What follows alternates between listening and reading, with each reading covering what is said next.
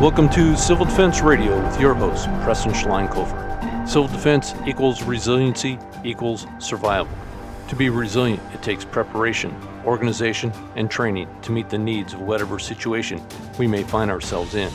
Civil defense helps reduce panic in a disaster, and we want to be part of your preparation. That's why we strongly recommend establishing a community-based civil defense organization in your city or county in partnership with your local emergency manager and community leaders. We offer guidance on our website at civildefenseradio.com under the Resources tab. Just look for the guide at the top of the page. It is enough information to get the discussion started. And also, we're always here to help. We ask you to regularly download and listen to our shows and visit our web and social media platforms often at civildefenseradio.com, on Facebook at Civil Defense Radio, and on Twitter at civil_def_radio. Now let's get on with our show. This is episode 25, which is a small milestone for me and the show. So with that in mind, I have asked the man who believed in me and the concept of Civil Defense Radio enough to help me get this thing off the ground. Todd DeVoe is both a friend and encourager. Without him, I may not have gotten started when I did. Welcome back to the show, Todd. Oh man, I'm so happy to be here. Congratulations on number 25. Yeah, it's cool to be at this point. I wish to, publicly state, a huge thank you for your friendship and encouragement in getting this show on the air.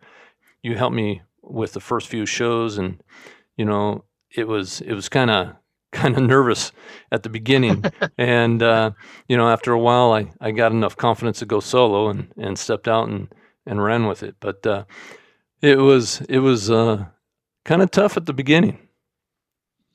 Yeah, I mean, it's all about community, right? And I think that having this show on is really important to look at the civil defense side of things and the personal preparedness and the community preparedness.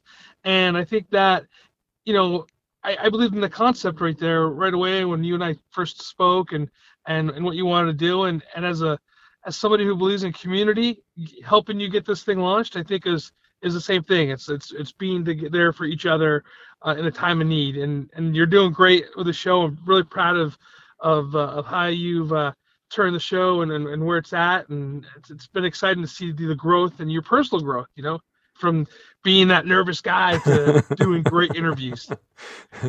Yeah. Well, I've done a lot of interviews in my life, my professional career in law enforcement. I've done 27 years in federal law enforcement. I did a lot of interviews, let me tell you, debriefing special interest aliens. I've done interviews, but this was different. This was definitely different. It had my mind twisted up, and there's, I like to say I'm fearless, but I had some fear in the beginning. Right. We all do, right? I mean, you're putting yourself out there. You're hoping that people are going to like what you have to say. You're hoping that your message comes across clear, and then you're running a board. You're talking to somebody on the phone. You got them asking questions, and sometimes you forget where you're at. I mean, there's like all these things that happen when you're doing interviews. So it is a little bit different than just out there talking and just talking to somebody at the Starbucks or whatever, or even just doing professional interviews. So it's a different skill set. But I think what you're doing is great, and I think that people get a lot out of what you have to say, and you being the voice of civil defense. When civil defense is kind of thought of being a bygone, I think it's kind of exciting. And like I said before, I think you're doing a bang-up job with it. Oh, thank you. It's been fun. I really, really have a good time. I've met some really neat people that I've interviewed for the show and learned quite a few things from each one of them. And it's just been a lot of fun. And I know a lot of people have scripts. For some reason, I just can't get scripts to go.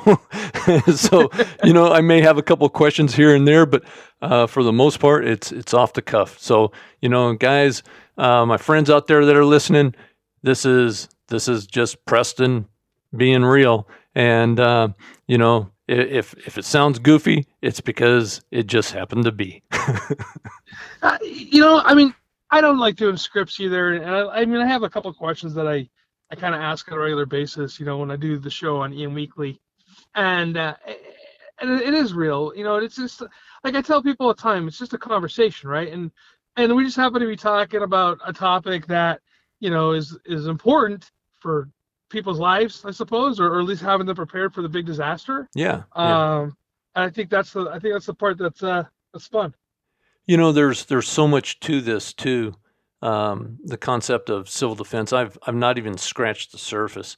What I've been scratching a lot is awareness, because the more I talk to people, the less they know about these threats, and that's why I've focused so much on some of these threats, especially in the electromagnetic spectrum.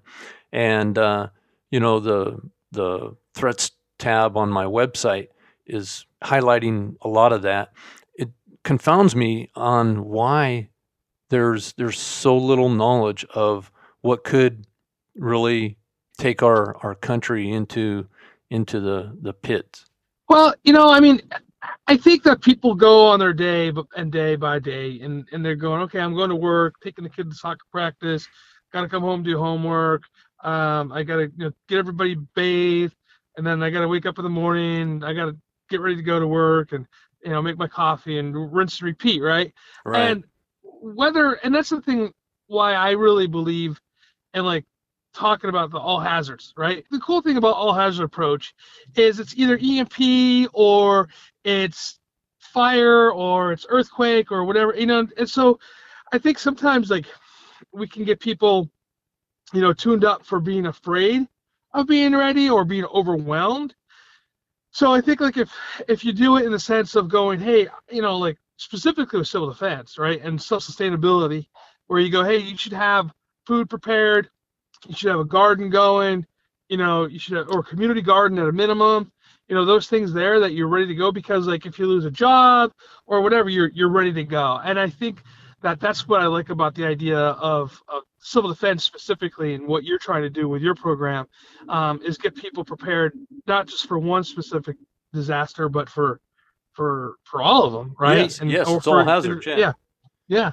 One of the things that I've learned over my life and my two careers is that if you plan for the worst and expect the best, then at least you're ready if something happens, and that's Right. That's important.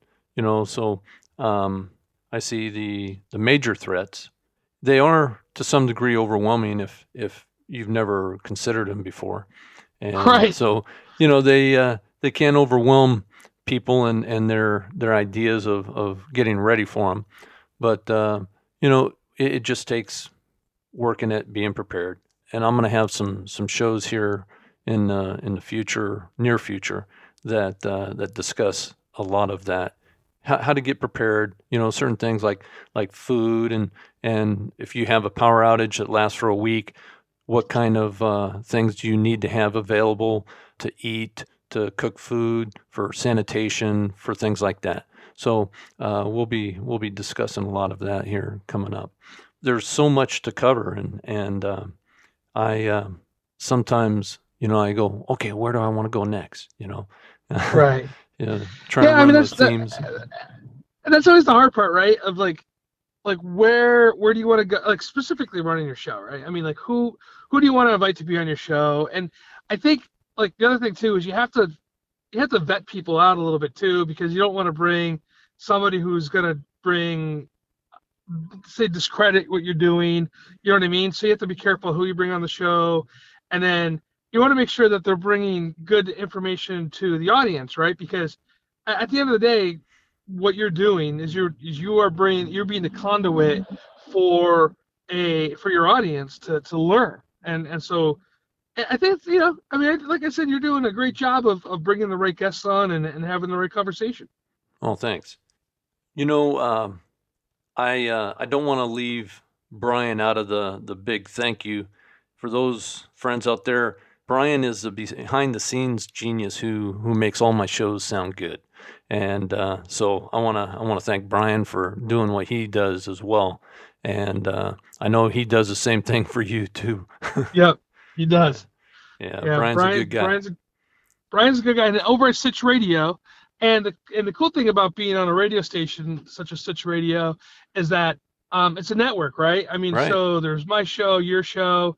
There's 4 other emergency management style shows that are out there that are on Sitch Radio, and then you got Combat Vet Vision. There's a finance show on there, so there's like other shows for people to listen to. So you jump on with with the Civil Defense Radio, and then you got the other shows that you can listen to as well on the network. So Brian's did a great job of trying to bring quality shows into the network, and I'm proud of the work that he's been doing over the last couple of years as well. Yeah, it's been a pleasure working with him. He was big on helping me with my technical issues too. This mixer that I have, it's got a lot of ports and there's a lot of cables, and I was really confused on how to get this thing set up. I'd watch a lot of videos on YouTube trying to figure it out, and it didn't seem like I was getting the connection that I needed. And so Brian helped me out, and it was one of those things. I guess he's got one too, one of the similar models that I have, and so it was a lot easier to have him helping me out with where to plug this and where to plug that and adjust here and there, and so it was I'm not a technical guy. I can work my phone and my tablet and my computer, but some of this technical stuff on getting this mixer going and the mix minus and all that, that was overwhelming. Oh yeah.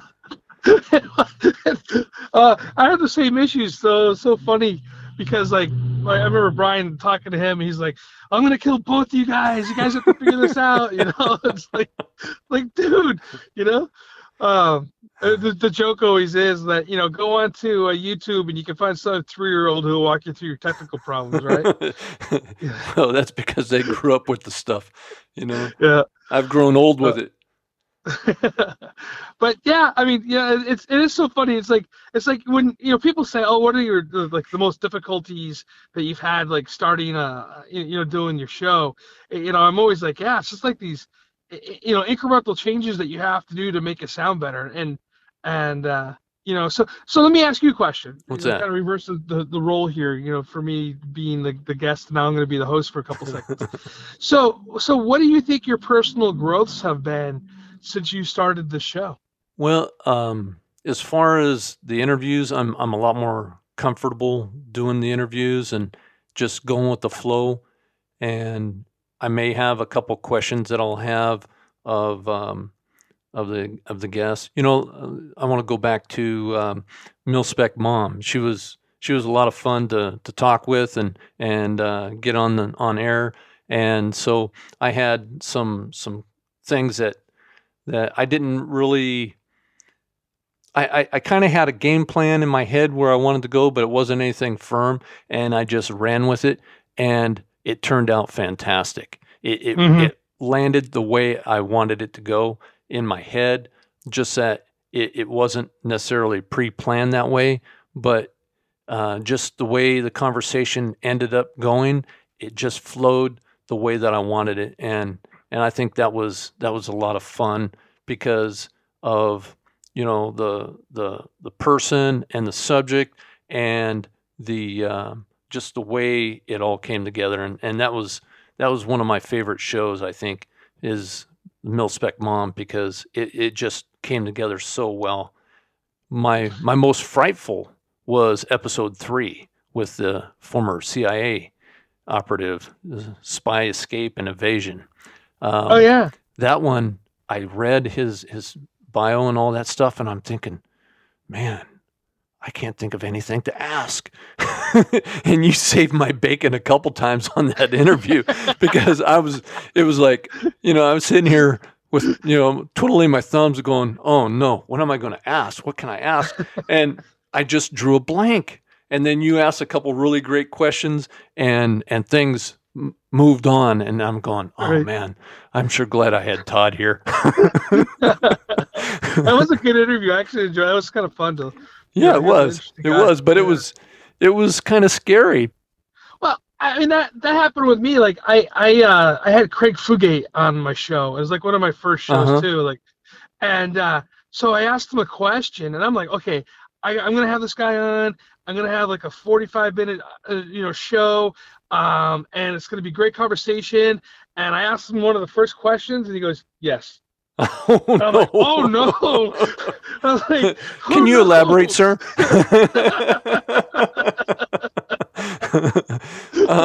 I thought I told you before. Don't say yes or no.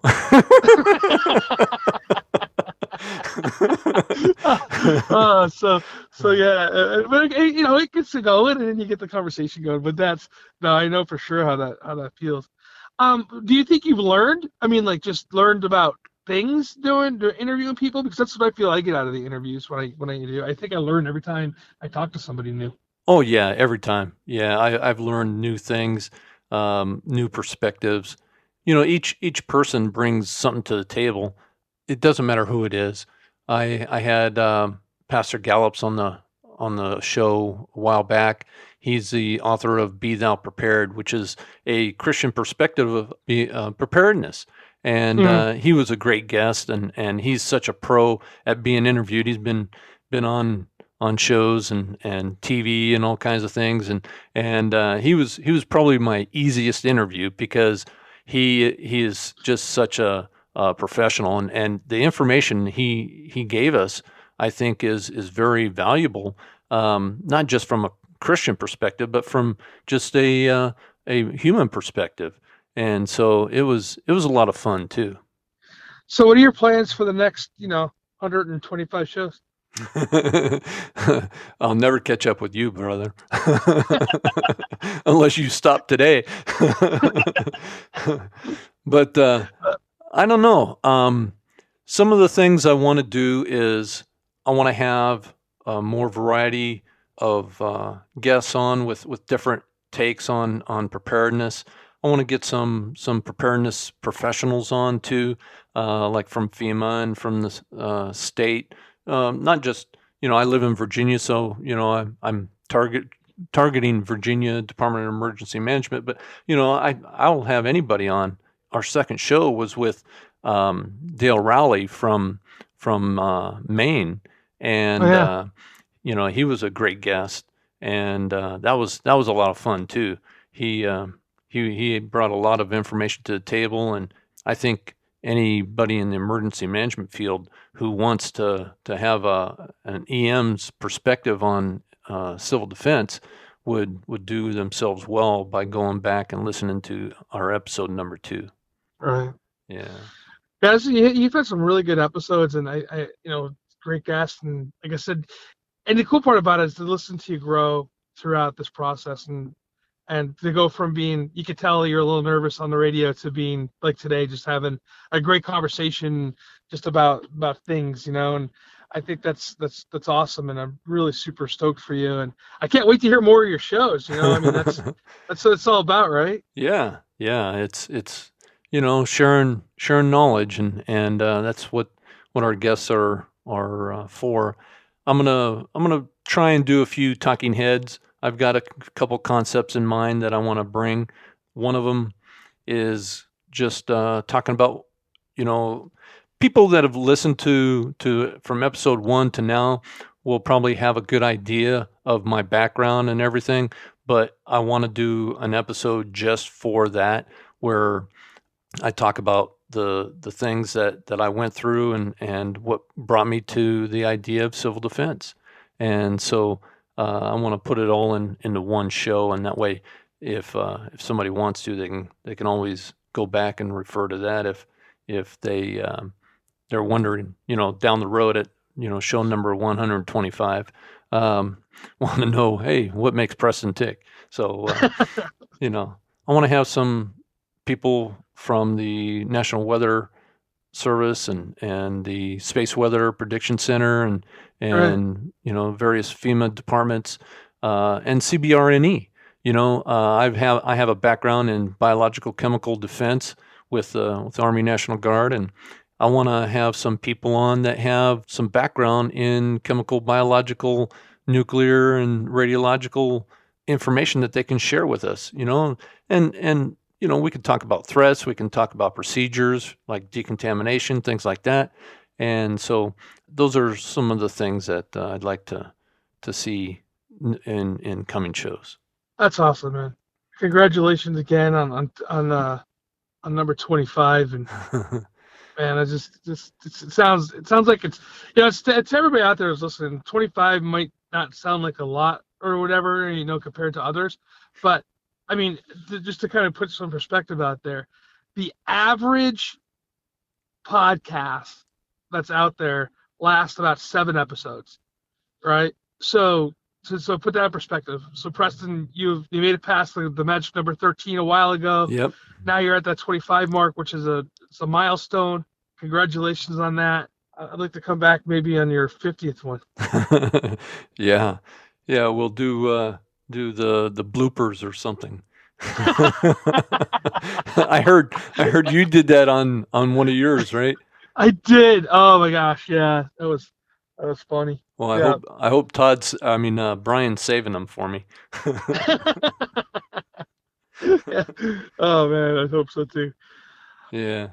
Well, thanks for being on the show, and thanks for being my friend and encourager, and thanks for helping me get this thing started. And I owe so much to you for that, and it's why I wanted to get you on and kind of have a tribute show for my thanks to you and to Brian as well. It's my pleasure. All right. The top-down governmental approach to solve our community resiliency problem has failed us. We need a community-based grassroots approach to solve this problem of resiliency. We are looking for volunteers throughout the nation to pick up the mantle of civil defense for their communities. Let's start a conversation with the guide found on our resources page at civildefenseradio.com.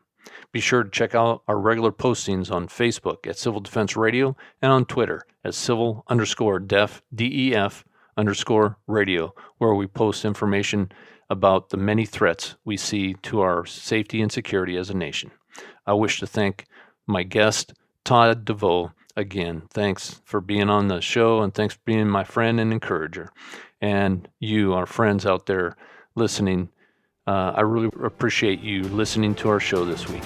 So please be safe, be informed, be prepared, and may God bless you and keep you until next time.